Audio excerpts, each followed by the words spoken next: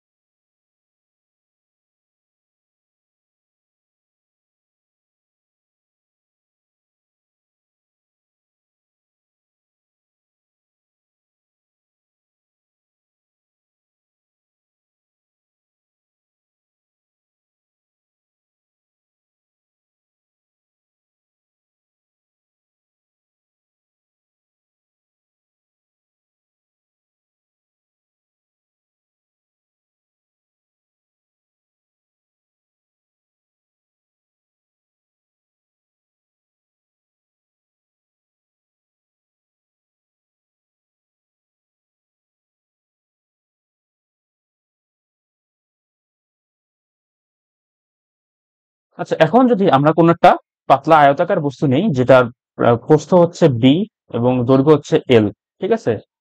তাহলে এটার ক্ষেত্রে আমরা কি কি কি জড়তার ভ্রামক পাবো? তো খেয়াল করো, যদি এটাকে আমরা এ4 ও4 করে দিই, এ4 ও4 করে ভর কেন্দ্রগামী একটা অক্ষের সাপেক্ষে যদি আমরা জড়তার ভ্রামক নিই, তাহলে জড়তার ভ্রামক হবে M L square plus B square divided by 12, মানে জাস্ট এটা এবং এটা দুটো স্কোয়ার করে 12 দিয়ে ভাগ, মানে আগেরটার মতোই। বাট আমরা যদি এটা প্রস্থ বরাবর নেই, মানে প্রস্থ কেটে দেই, অর্থাৎ দৈর্ঘ্যের সমান্তরাল নেই, তাহলে কি হচ্ছে দেখো, এটা কাকে কাটছে? তুমি জাস্ট চিন্তা করবে যে কাকে কেটে দিছে, এটা বিকে কেটে দিচ্ছে, তাই না? যদি দৈর্ঘ্য বরাবর নেই তাহলে কিন্তু বিকে কেটে দিচ্ছে, তাহলে বিকে কেটে দিলে M B square divided by 12। আবার আমরা যদি এটা কি নেই, এটা আমরা যদি প্রস্থের সমান্তরাল নিই, তাহলে দেখো কাকে কাটতেছে, প্রস্থের সমান্তরাল নিলে এল কে বা দৈর্ঘ্যকে কেটে দিচ্ছে, তাহলে কাকে কাটতেছে? এল কে কাটতেছে, তাহলে এটা কি হবে? M L square divided by 12। So এতটুকু মনে করো, যাকে কেটে দিবে তার স্কোয়ার হয়ে যাবে। তারপর দেখো যে আয়তাকার দ্বন্দ্বের সেম জিনিস, এটা যদি আমরা এ4 ওপর করে বা সেন্ট্রোইডাল এক্সিস বরাবর যদি আমরা জড়তার ভ্রামক নিই, তাহলে কি হচ্ছে 1/12 তো থাকবেই, সাথে হচ্ছে কি জাস্ট দৈর্ঘ্যের স্কোয়ার প্লাস প্রস্থের স্কোয়ার। পাতলা বৃত্তাকার চাকতি যদি নেই আমরা, তাহলে কি হচ্ছে? পাতলা বৃত্তাকার চাকতিকে যদি এ4 ওপর করে, জাস্ট তোমরা কয়েনের কথা চিন্তা করো, 5 টাকার কয়েন বা 1 টাকা 2 টাকার কয়েন, এটা জাস্ট মাঝ বরাবর আমি ফুটা করে একটা লাঠি ঢুকাই দিয়ে ঘুরাচ্ছি, তাহলে কি হবে? এটা কেন্দ্রগামী, তাহলে কি হচ্ছে, এটা হচ্ছে ভর কেন্দ্রগামী এবং কি এর উপর লম্ব যে অক্ষটা আছে, বা এফোর ওপর করলে যে অক্ষটা পাওয়া যাচ্ছে, সেটার সাপেক্ষে জড়তার ভ্রামক হবে হাফ এম আর স্কোয়ার। এটা মুখস্থ রাখবা, হাফ এম আর স্কোয়ার। আর যদি আমি এটাকে একদম মানে কি প্রস্থ বরাবর বা বেদ বরাবর যদি আমি এটাকে ঘুরাতে চাই, বেদ বরাবর যদি ঘুরাতে চাই, তাহলে কি হচ্ছে 1/4 এম আর স্কোয়ার হয়ে যাচ্ছে। তাহলে কি হবে? 1/4 এম আর স্কোয়ার। আর এটাকে যদি আমি স্পর্শকের কোনো একটি অক্ষ বরাবর ঘুরাতে চাই, তাহলে এটা হবে 5 M R square, 5/4 M R square. ঠিক আছে? তো কি বলছে, চাকতির তলে বা চাকতির যে কোনো স্পর্শক, স্পর্শক বরাবর, এটা হচ্ছে আমার স্পর্শক, স্পর্শক বরাবর যদি আমি এটাকে ঘুরাতে চাই, তাহলে কি হচ্ছে 5/4 এম আর স্কোয়ার। আবার দেখো, কোন একটা সিলিন্ডার যদি আমরা নিই, চোঙ বা সিলিন্ডার, তাহলে সিলিন্ডারকে যদি আমরা জাস্ট শোয়ায় রেখে, সিলিন্ডারকে শোয়ায় রেখে এর মাঝ বরাবর আমরা যদি একটা সেন্ট্রয়েডাল এক্সিস নিই, তাহলে কি হবে? তাহলে এটা হবে M L square divided by 12 plus R square by 4। ঠিক আছে? তাহলে কি হবে? M L square divided by 12 plus R square divided by 4, এইভাবে চলে যাবে। কিভাবে যাবে এটা? এটা দেখো তো, এইটা কার কার সমন্বয়? এটা হচ্ছে একটা সরু দণ্ডের সমন্বয়, এবং একই সাথে এখানে কিন্তু একটা পাতলা বৃত্তাকার চাকতি আছে। ঠিক আছে? তো আমরা বৃত্তটা বাদ দিই, বৃত্তটা বাদ দিয়ে যদি আমরা জাস্ট দণ্ড হিসেবে কল্পনা করি, তাহলে কি হচ্ছে M L square divided by 12। আবার দেখো, এটা কি হচ্ছে, একটা চাকতি বরাবর নিচ্ছে আমরা, তাই না? এটাকে একটা চাকতি। এখন দেখো চাকতির কোন দিক বরাবর যাচ্ছে, চাকতির কিন্তু এ4 ওপর করে না, চাকতির কিন্তু এ4 ওপর করে যাচ্ছে না, এটা যাচ্ছে হচ্ছে জাস্ট এই গা ঘেসে যাচ্ছে, এদিকে ঢুকে এদিকে বের হচ্ছে। ঠিক আছে? মানে একটা কয়েনকে নিয়ে, মনে করো এটা একটা কয়েন বা একটা টাকা, 5 টাকার একটা কয়েন, এই যে এই দিক দিয়ে ঢুকতেছে, বুঝছো?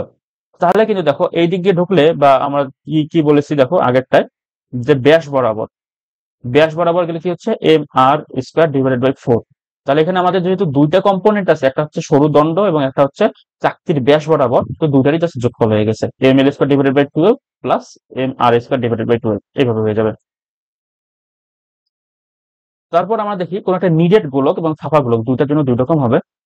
তো কোন একটা নিডেড গোলকের জন্য কি হবে দেখো, নিডেড গোলকে যদি ভরকেন্দ্রগামী যায়, বা এটাকে যদি আমরা কোনো একটা ব্যাস বরাবর দিই নিডেড গোলকের, তাহলে কি হচ্ছে 2/5 এম আর স্কোয়ার, এবং গোলকের যে কোনো স্পর্শক বরাবর বা আমরা মানে সাইডে নিয়ে আসলাম, তাহলে কি হচ্ছে 7 এম আর স্কোয়ার বাই 5। এই দেখো এগুলো কিভাবে আসতেছে, এই যে এগুলো আসতেছে সমান্তরাল অক্ষ উপপাদ্য ব্যবহার করে। ঠিক আছে? জাস্ট এম আর স্কোয়ার যোগ করে দিবা, এগুলো যোগ হয়ে যাবে।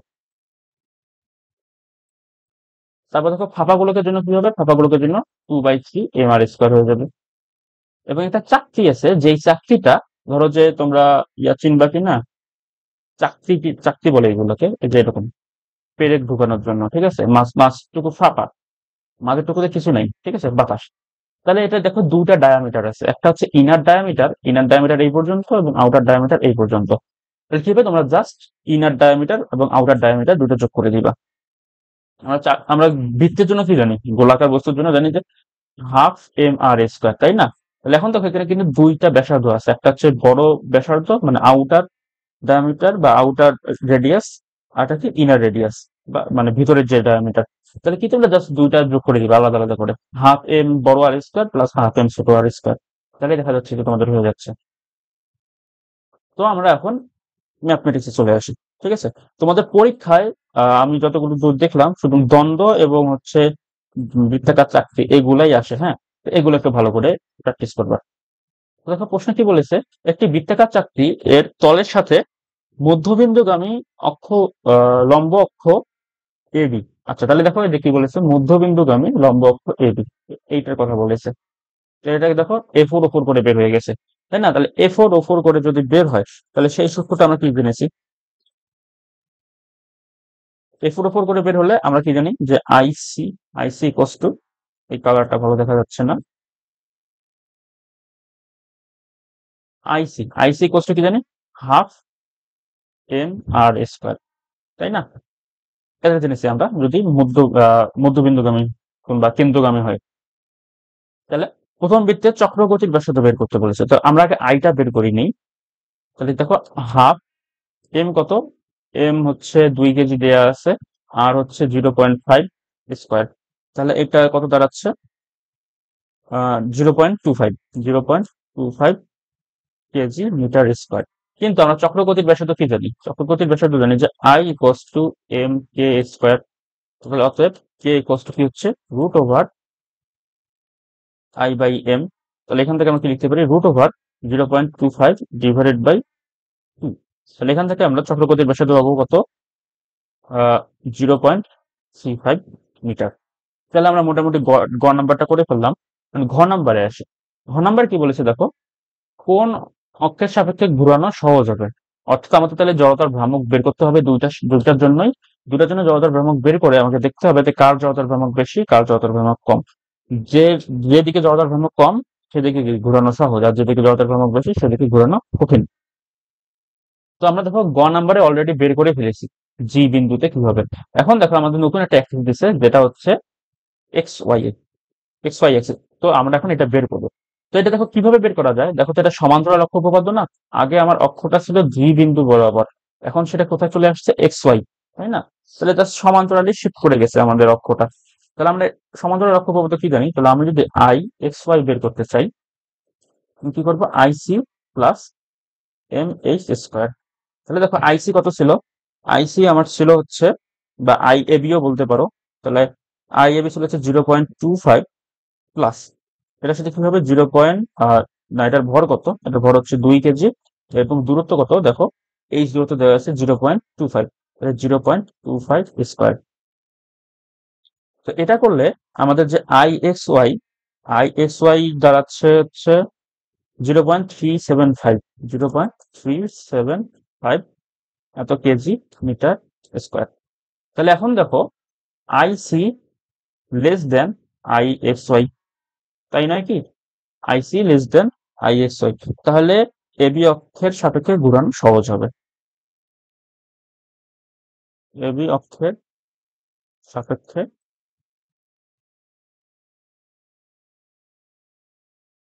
ঘুরানো সহজ। ঠিক আছে, একদম সোজা, তোমাদের সমান্তরাল অক্ষ উপপাদ্য বেশি আসে। তো এরপরে আমরা একটা প্রশ্ন দেখি কি বলেছে, এটি যশোর বোর্ড 22। উপরের চিত্রে সরু ও সুষম দণ্ডের দৈর্ঘ্য AB = 1 মিটার এবং ভর 2 কেজি। দণ্ডটি তার দৈর্ঘ্যের সাথে লম্বভাবে গমনকারী PQ অক্ষের সাপেক্ষে সুষম কৌণিক বেগ ঘূর্ণায়মান। ওকে, তাহলে দেখো এটি দণ্ড আছে, দণ্ডের দৈর্ঘ্য দেওয়া আছে 1 মিটার, তার মানে দেখো তো এটা মাঝখানে আছে, তাই না? তাহলে মাঝখানে আছে মানে কি, সেন্ট্রয়েড বা ভরকেন্দ্রে আছে। তাহলে ভরকেন্দ্র থাকলে কি হয়, আমরা জানি আইসি কষ্ট হচ্ছে সরু দণ্ডের জন্য ML² ডিভাইডেড বাই 2। এটা আসলে দেখি প্রশ্ন কি বলেছে, উদ্দীপকের দ্বন্দ্বটির জড়তার ভ্রামক নির্ণয় করতে বলেছে। তো যে জড়তার ভ্রামক আমরা এখন বের করি। তো দেখো তাহলে এম, এম কত, ভর কত, ভর হচ্ছে 2 কেজি, এর হচ্ছে 1 স্কোয়ার ডিভাইডেড বাই 2। তো 2/12 মানে হচ্ছে 1/6। তো এটা হচ্ছে 0.167 কেজি মিটার স্কোয়ার। এটাকে একটু নিচের দিকে নিয়ে আসি।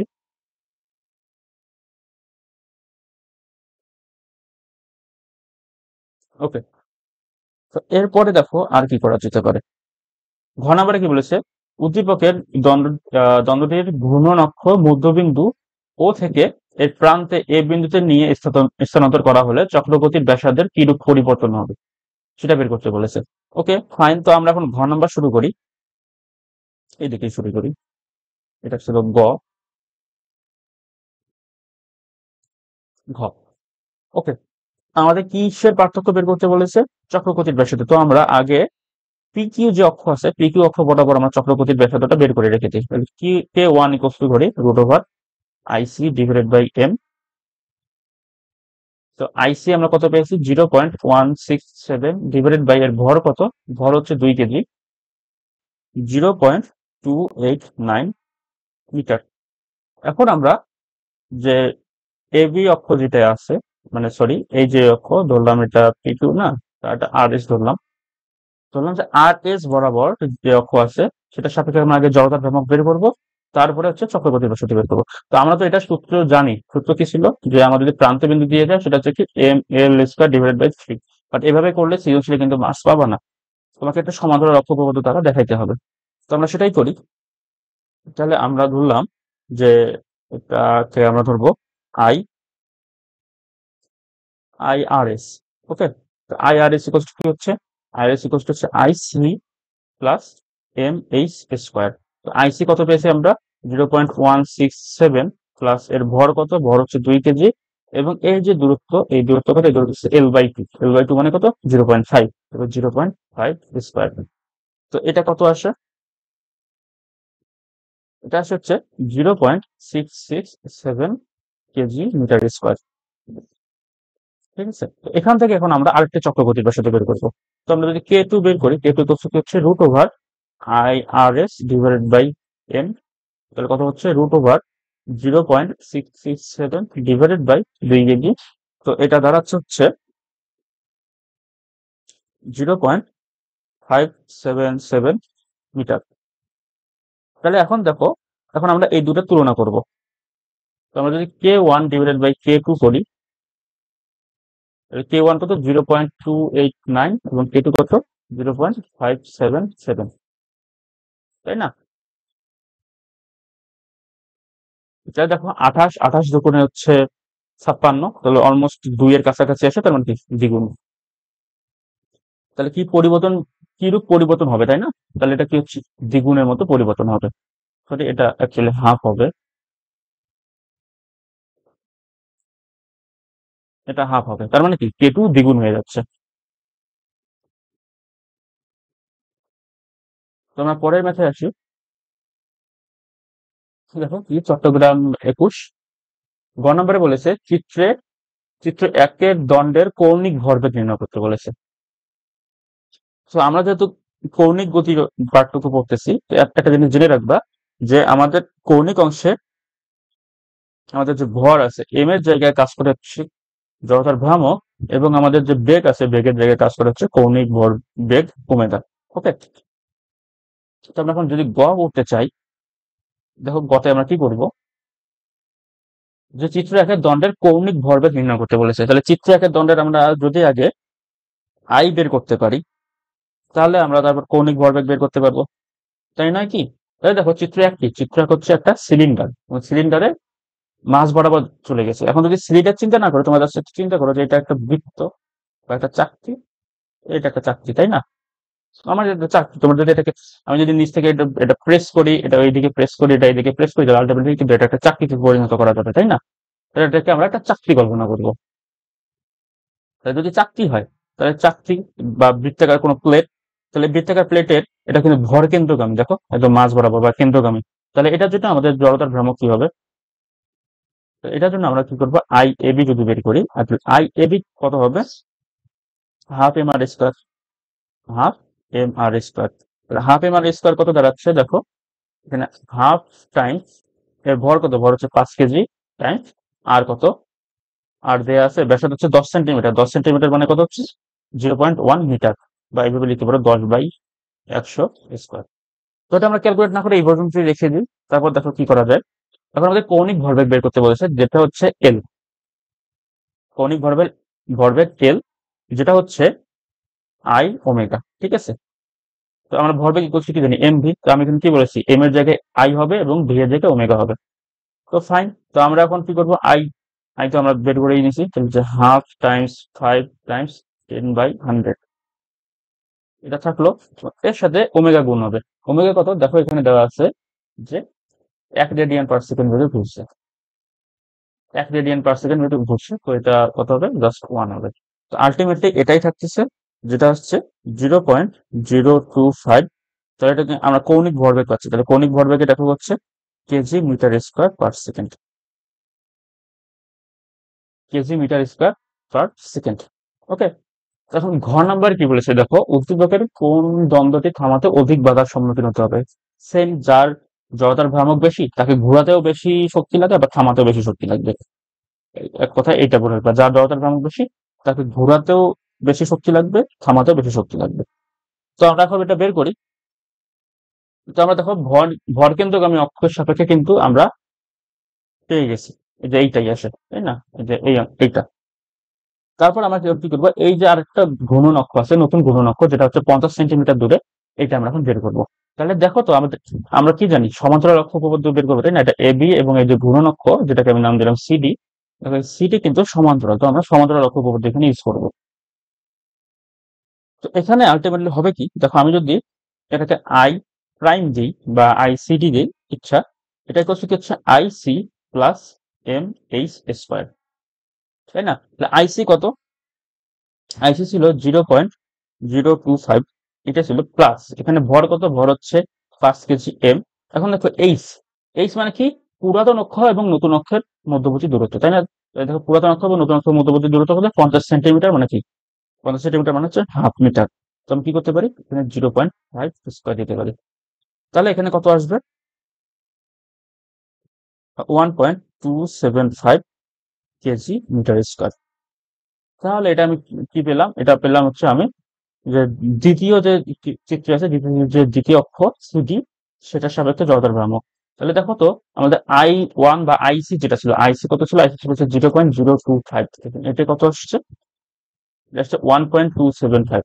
তাহলে দেখো, আমাদের দ্বিতীয় অক্ষের সাপেক্ষে ঘোরানো বেশি কষ্টসাধ্য, বা থামাতেও বেশি বাধার সম্মুখীন হতে হবে। সেম। তারপর দেখো আরেকটা কোশ্চেন, নিচের চিত্রে, চিত্র 1 এ একটি বৃত্তাকার চাকতির কেন্দ্র দিয়ে পাতের অবিলম্ব বরাবর, তাহলে কেন্দ্র দিয়ে দেখো, যে কেন্দ্র দিয়ে পাতের অবিলম্ব বরাবর, অবিলম্ব বরাবর মানে পাতের লম্ব বরাবর, মানে পাতকে এফোর ওপর করে গিয়েছে, মানে সেন্ট্রয়েডাল এক্সিস বরাবর গিয়েছে লম্বভাবে এবি অক্ষ দ্বন্দ্বটি এবং চিত্র 2 এ চাকতির পাতের ব্যাসার্ধের সমতলে, ঠিক আছে, ব্যাসার্ধের সমতলে গিয়েছে। আচ্ছা, তারপর কি বলেছে দেখো, এবি অক্ষের সাপেক্ষে চাকতির জড়তার ভ্রামকের মান বের করতে বলেছে। তো আমরা এবি অক্ষের সাপেক্ষে বের করি। তো দেখো এটা কিভাবে বের করবো। তো আমরা জানি ভর কেন্দ্রগামী অক্ষ, এটার জন্য কি হচ্ছে, আমরা বৃত্তের জন্য জানি যে হাফ এম আর স্কোয়ার হয়। তাহলে হাফ এম স্কোয়ার করলে হাফ টাইমস 2 টাইমস 1 স্কোয়ার, এটা কষ্ট কত আসছে, আর এটা কেটে গেলে 1 থাকে, তাহলে 1 কেজি মিটার স্কোয়ার। আচ্ছা, যদি আমি ওকে পি কিউ অক্ষের সাপেক্ষে বের করতে বলতো, এটা হচ্ছে আই এ বি। যদি আমাকে আই পি কিউ করতে বলতো, তাহলে আই পি কিউ কি, আই পি কিউ হচ্ছে 1/4 M R square, 1/4 M R square, ঠিক আছে।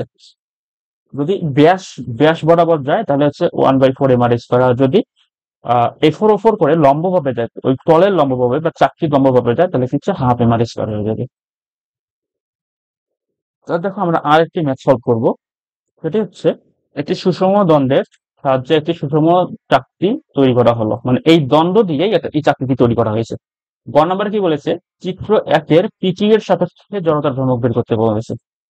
পিকিউ এর সাপেক্ষে জড়তার ভ্রামক বের করতে আমরা সরাসরি সূত্র জানি, যে এটা প্রান্ত দিয়ে যাচ্ছে, তাহলে কি 1/3 এম এল স্কোয়ার, এভাবে বের করা যায়। অথবা আমরা চাইলে কি করতে পারি, সমান্তরাল অক্ষ উপপাদ্য দ্বারা বের করতে পারি। কিভাবে, এটা 60 সেন্টিমিটার এর লেন্থ দেওয়া আসলে মানে কি 30 সেন্টিমিটার এর ভর কেন্দ্র কাজ করবে। তারপরে আমরা ভর কেন্দ্রকে আমি যদি বের করতে চাই, কি I C equals to M L square divided by 12। And then কি হচ্ছে দেখো, যদি আমরা আই পি কিউ বের করতে চাই, দেখো তো এখান থেকে এটা প্যারালালি শিফট করে এখানে চলে আসছে, তার মানে কি, এটা হচ্ছে IC plus M H square. তাহলে এইচটা কত হচ্ছে আমাদের? এইচটা হচ্ছে L/2, তাই না? তাহলে এইচটা কত হচ্ছে L/2। তাহলে এইভাবে এখন তোমরা মান বসিয়ে দিবা যে এম এম টাইমস এল কত? এল হচ্ছে 60 সেন্টিমিটার, মানে কি 0.6 স্কোয়ার ডিভাইডেড বাই 12 প্লাস এটার ভর কত অ্যাকচুয়ালি, ভর মানে হাফ কেজি ছিল, তো আমরা ভরটাও বসাই দিই এখানে 0.5, এন্ড দেন আবার 0.5 ইন্টু এইচ কত? এইচ হচ্ছে আমাদের 0.6 এর অর্ধেক করলে 0.6 স্কোয়ার। তো এটা আলটিমেটলি হিসাব করলে যেটা আসবে সেটাতে এইটার উত্তর এবং এইটার উত্তর সেম আসবে। তো এইটার উত্তর মূলত আসে কি, এটার উত্তর আসবে হচ্ছে 0.06 কেজি মিটার স্কোয়ার। ঠিক আছে। কারণ ঘ নাম্বার কি বলেছে দেখো, ঘ নাম্বারে বলেছে চাকতির পরিধি দণ্ডের দৈর্ঘ্যের সমান হলে, মানে এক কথায় তোমার এই দণ্ড থেকে এই চাকতিটি বানানো হয়েছে এবং কি বলেছে চাকতির পরিধি দণ্ডের দৈর্ঘ্যের সমান হলে উভয়ের জড়তার ভ্রামক ভিন্ন হবে কিনা সেটা বের করতে বলেছে। তো আমরা এখন কি করব, এই যে চাকতি আছে চাকতির জড়তার ভ্রামক বের করবো। এখানে অক্ষ দেয়াই আছে পিকি, যেটা হচ্ছে চাকতিটাকে এফোর ওপর করে বের হয়ে গেছে, তার মানে এটা কি হবে? হাফ এম আর স্কয়ার হবে। তো আগে আমরা আরটা বের করে নিব, আমাদের প্রধান কাজ হচ্ছে আর বের করে নেওয়া। তো দেখো আমরা কি বলেছে যে চাকতির পরিধি তাহলে কি 2 পাই আর ইকুয়ালস কি দণ্ডের দৈর্ঘ্যের সমান। দণ্ডের দৈর্ঘ্য কত? দণ্ডের দৈর্ঘ্য হচ্ছে 0.6। তাহলে এখান থেকে আমরা আর পেয়ে যাচ্ছি। আর ইকুয়ালস কত দাঁড়াচ্ছে? 0.6 ডিভাইডেড বাই 2 পাই, 0.095 মিটার। ওকে। তখন আমরা আইপি কিউ বের করবো। আইপি কিউ ইকুয়ালস আমরা কি জানি? Half M R square. তাহলে এখান থেকে কি হচ্ছে দেখো, টাইমস হাফ টাইমস 0.095 স্কোয়ার। এটা করলে আসে কত? এটা করলে আসে হচ্ছে 2.25 ইন্টু 10⁻³ এত কেজি মিটার স্কোয়ার। তাহলে কি একই হবে কিনা? তাহলে অর্থাৎ ভিন্ন হবে, কারণ একই তো নয়, এখানে আসছে এইটা, এখানে আসছে এইটা, তাহলে কি হচ্ছে? ভিন্ন হবে।